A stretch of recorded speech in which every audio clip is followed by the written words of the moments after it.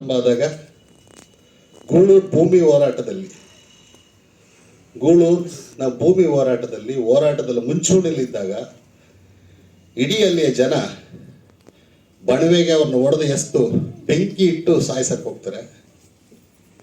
ಅಂತಹ ಸಂದರ್ಭದಲ್ಲಿ ನಮ್ಮ ಅಮಾಲಿ ಸಂಘದ ರಾಷ್ಟ್ರೀಯಪ್ಪರು, ಗಂಗಾಧರರು ಮತ್ತು ದಲಿತ ಹೋರಾಟಗಾರರು ಎಲ್ಲ ಲಾರಿ ತಗೊಂಡೋಗಿ ಅವ್ರನ್ನ ಬಿಡಿಸ್ಕೊಂಡು ಬರ್ತಾರೆ.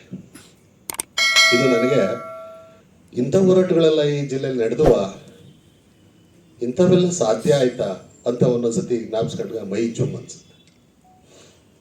ಎರಡನೇದು, ಇದೇ DSS ಒಂದು ಅಧ್ಯಯನ ಶಿಬಿರ ಮಾಡುತ್ತೆ ಪ್ರಿಯಾಪಟ್ಟಣದಲ್ಲಿ. ಇವೆಲ್ಲ ನಾನು ಕೇಳಲ್ಪಟ್ಟಂಥವು, ನಾನು ನೋಡಿದಂಥವು ಸಾಕಷ್ಟಿದ್ದಾವೆ, ಕೇಳ್ಪಟ್ಟಂಥವು. ಪ್ರಿಯಾಪಟ್ಟಣದಲ್ಲಿ ಒಂದು DSS ಅಧ್ಯಯನ ಶಿಬಿರ ನಡೀತದೆ. ಅಲ್ಲಿ ಸಾಕಷ್ಟು ಬಿ ಕೃಷ್ಣಪ್ಪರು ಇರ್ತಾರೆ, ಮಾಧವ ಎಲ್ಲರೂ ಇರ್ತಾರೆ, ರಾಜ್ಯದ ಎಲ್ಲ ಪ್ರಮುಖ ನಾಯಕರೆಲ್ಲ ಅಲ್ಲಿ ಅಧ್ಯಯನ ಶಿಬಿರದಲ್ಲಿ ಇರ್ತಾರೆ. ಯಾರೋ ಸೋಮಶೇಖರ್ ಅಂತ ನಮ್ಮ ಹಟ್ಟಿಯ ಪುಸ್ತಕದಲ್ಲಿ ದೊರೆರಾಜ್ ಸರ್ ದಾಖಲು ಮಾಡಿದ್ದಾರೆ. ಅಲ್ಲಿ ಒಂದು ಸಾವು ಸಂಭವಿಸ್ತದೆ. ನಮ್ಮ ಉಚ್ಚನ್ಮಕ್ಕರೆಲ್ಲ ಹೋಗಿರ್ತಾರೆ, ಗಂಗಾಕರೆಲ್ಲ ಹೋಗಿರ್ತಾರೆ, ಹೆಣ್ಮಕ್ಳು ಎಲ್ಲ ಹೋಗಿರ್ತಾರೆ ಅಧ್ಯಯನ ಶಿಬಿರಕ್ಕೆ. ಸೋಮಶೇಖರ್ ಅಂತ ಹೇಳ್ಬಿಟ್ಟು ಮಂಗಳೂರಿಂದ ಒಬ್ಬ ಕಾರ್ಯಕರ್ತ ನೀರಿನ ಸುಳಿಗೆ ಸಿಕ್ಬಿಡ್ತಾನೆ. ಅಲ್ಲಿ ನದಿ ಹರಿಯುತ್ತದೆ, ಆ ಪ್ರಿಯಾಪಟ್ಟಣದ ಹತ್ರ ಕಾವೇರಿ ನದಿ ಏನೋ ಹರಿತದೆ. ಏನಕ್ಕೆ ಹೋಗಿದ್ದಾರೆ, ಅಲ್ಲಿ ನೀರು ಸುಳಿಲಲ್ಲಿ ಸಿಕ್ಕಿ ಅವರು ಸತ್ತೋಗ್ಬಿಡ್ತಾರೆ. ಸೊ ಅಂತಹ ಸಂದರ್ಭದಲ್ಲಿ ನನಗೆ ನಾಗರಾಜ್ ಹೇಳಿದ್ದು, ಬಟ್ ಸರ್ ಒಂದು ಹಟ್ಟಿ ಪುಸ್ತಕದಲ್ಲಿ ಬೇರೆ ಥರದ್ದು ಚಿತ್ರಣ ಮಾಡಿದರೆ ನಾಗರಾಜ್ ಹೇಳ್ತಾ ಇದ್ದು ನನಗೆ, ನನ್ನ ಮನೆಗೆ ಬರ್ತಾ ಹಿಂಗಾಯ್ತು. ಸೊ ಅವನ್ನ ದೇಹ ಹುಡುಕಕ್ಕೆ ನಾನು ನೀರಿಗೆ ಧುಮುಕ್ಬಿಟ್ಟೆ, ಅದೇ ಬಟ್ಟೆಯಲ್ಲಿ ಧುಮುಕ್ಬಿಟ್ಟೆ. ಎಲ್ಲೋ ಬಂಡೆಗೆ ಸಂದೆಗೆ ಆ ಶವ ಸಿಗಾಕೊಂಡಿತ್ತು, ಎತ್ಕೊಂಡು ತಗೊಂಡು ಮೇಲಕ್ಕೆ ಬಂದೆ ಅಂತ. ಸೊ ಇಂಥ ಒಂದು ಘಟನೆಗಳು ನಮಗೆ ಇವೆಲ್ಲ ಎಂಥ ಪುರಾಣಿ ಜಾಸ್ತಿ. ನಗರಂಜ ಮನೆ ಬರ್ತಾ ಇದ್ರು, ನಾನು ಹೋಗ್ತಾ ಇದ್ದೆ, ಮಾಡ್ತಾ ಇದ್ದೆ, ಎಲ್ಲವೂ ಮಾತಾಡ್ತಾ ಇದ್ವಿ. ಆ ಸಮಾವೇಶಕ್ಕೆ ನಾನು ಸಹ ಹೋಗಿದ್ದೆ.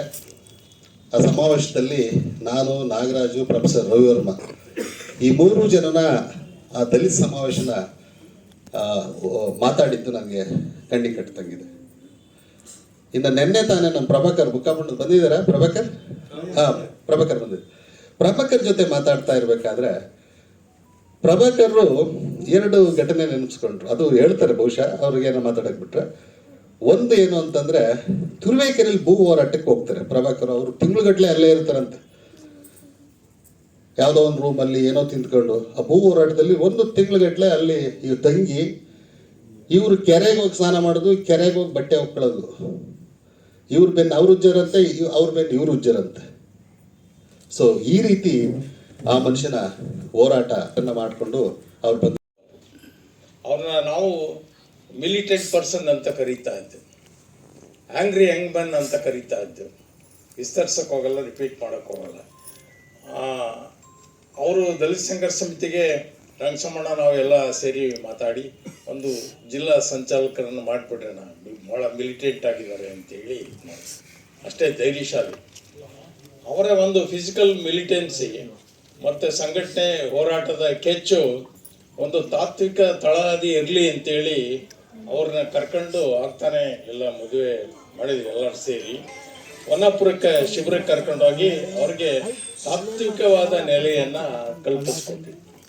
ಅಂದರೆ ಫಿಸಿಕಲಿ ಮಿಲಿಟೆಂಟ್, ಮೆಂಟಲಿ ಮಿಲಿಟೆಂಟ್ ಅಂತ ಅತ್ಯುತ್ತಮವಾದಂಥ ಧೈರ್ಯಶಾಲಿ ಹೋರಾಟಗಾರ. ನಮ್ಮ ಜಿಲ್ಲೆಯಲ್ಲಿ ಭಾಳಷ್ಟು ಹೋರಾಟಗಳಲ್ಲಿ ಸಕ್ರಿಯವಾಗಿ ಭಾಗವಹಿಸಿದ್ದಾರೆ. ಅವ್ರನ್ನ ನಾವು ನೆನಪು ಮಾಡ್ಕೋಬೇಕು.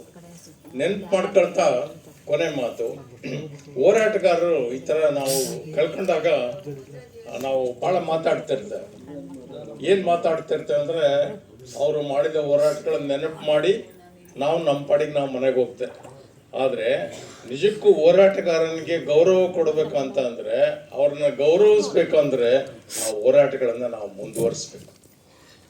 ಆ ಹೋರಾಟ ಚಳುವಳಿಗಳನ್ನು ಮುಂದುವರಿಸಿದಾಗ ಮಾತ್ರ ನಾವು ಅವ್ರಿಗೆ ಗೌರವ ಸಲ್ಲಿಸ್ದಂಗಾಗುತ್ತೆ. ಆ ಕೆಲಸವನ್ನು ನಾವು ನೀವು ಎಲ್ಲ ಸೇರಿ ಮಾಡಬೇಕು. ಇನ್ನು ಈ ಹೋರಾಟವನ್ನು ಮುಂದುವರಿಸೋದ್ರ ಬಗ್ಗೆ ನಾನು, ನಾಯಕರುಗಳಿದ್ದಾರೆ, ಅವರಲ್ಲಿ ಒಂದು ಮನವಿ. ಏನು ಮನವಿ ಅಂದರೆ, ನಾವು ಹೋರಾಟ ಪ್ರಾರಂಭ ಮಾಡ್ದಾಗಿದ್ದಂಥ ಜನಗಳ ಮನಸ್ಥಿತಿ ಮತ್ತು ಅವರ ಸ್ಥಿತಿಗತಿಗಳು ಈಗಿನಂತಿರಲಿಲ್ಲ, ಬೇರೆ ಆಗಿದೆ. ಕರೆದ್ರೆ ಜನ ಬರಲ್ಲ. ಅವಾಗ ದಲಿತ ಸಂಘರ್ಷ ಸಮಿತಿ ಪ್ರಾರಂಭ ಮಾಡಿದಾಗ ಲೀಡರ್ ಯಾವ ತರ ಕಾರ್ಯಕ್ರಮ ಮಾಡ್ತಿದ್ರು ಅನ್ನೋದು ನಾವೆಲ್ಲ ಜೊತೆಯಲ್ಲಿ ಓಡಾಡ್ತಿದ್ದು. ನಾವು ಅವ್ರಿಗೆಲ್ಲ ಜಾಗ ಜಮೀನು ಹಂಚ್ಕೊಡೋಣ, ಗುಡ್ಲಾ ಕೊಡೋಣ ಅಂತ ಹೋರಾಟ ಮಾಡಿ ಜೊತೆಗೆ ಕರ್ಕೊಂಡು ಓಡಾಡ್ತಿದ್ದು. ನೀವೆಲ್ಲ ಇಲ್ಲೇ ಕೂತಿದ್ರಲ್ಲೋ ಅಂತ ನಾವು ಒಂದಿದ್ಗೆ ಹಣ ನಾಗರಾಜಪ್ಪನೆಲ್ಲ ಹೊಡೆದಾಕೊಂಡು ಸೀದಾ ಹೋಗ್ಬಿಟ್ಟು ಗೂಡೂರಾಗೆ ಇಳಿದು ಎಲ್ಲಾರು ಸಾಲ್ಮಕ್ ಹೋಗಿ ನಮ್ಮ ಅಮಲ್ರುಗಳು ಆ ಇತ್ಲು ನಿಲ್ಸಿತ್ತಲ್ಲ ದಡಿಗಳು, ಆ ದಡಿಗಳು ಮುರ್ಕಡಿತೇನೆ ಹೊಲ್ಟ್ಬಿಟ್ರು. ನಾವು ಕೂಕೆ ನಾನು ಉಸಿರೇ ಬರ್ದಂಗೆ ಆಗೋಯ್ತು. ಮನೆಗೆ ಹೋಗ್ಬಿಟ್ಟು ಅವ್ರನ್ನೆಲ್ಲ ಹೆಂಗ್ ಬೇಕಂಗೆ ಹೊಡೆದಾಕ್ಬಿಟ್ಟು ನಾಗರಾಜಪ್ಪನ ಅವತ್ತು ಉಳಿಸ್ಕೊಂಡು ಅಷ್ಟೊತ್ತು ನಮ್ಮ ಸ್ನೇಹಿತರು ಎಲ್ಲರೂ ಪೊಲೀಸ್ ಮೆಸೇಜ್ ಕೊಟ್ಟಿದ್ರು. ತಕ್ಷಣ ಯಾನು ಜೀಪು ಎಲ್ಲ ಬಂದು ಇವ್ರನ್ನೆಲ್ಲ ಯಾನ್ಗೆ ಹಾಕಿಟ್ಟು ನಮ್ಮ ದೊರೆರಾಜ್ ಬಿಸ್ಸಸ್